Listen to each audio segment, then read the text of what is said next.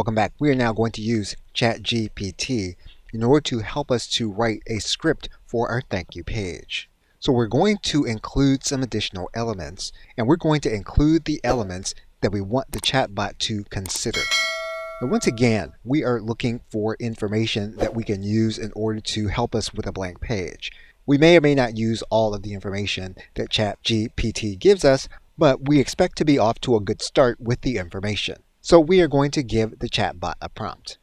As is the case with anything you want ChatGPT to do, the more information that you give it, the better the output it will give back to you.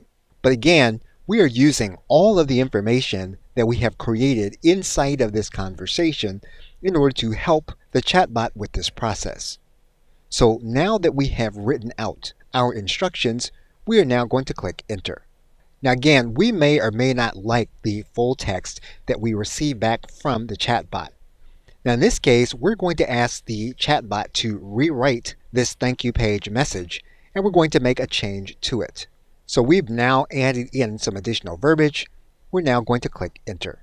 Now it's at this point that we may need to take the text as we have it, as our query isn't fully clear to the chatbot exactly what we want. So we will work with the first draft of the thank you page and make the adjustment ourselves. But basically, you can give the chatbot instructions so that you can have information to keep you from having a blank page, and you can make any necessary adjustments according to your context. Okay, so with that, thanks, and I will see you in another video.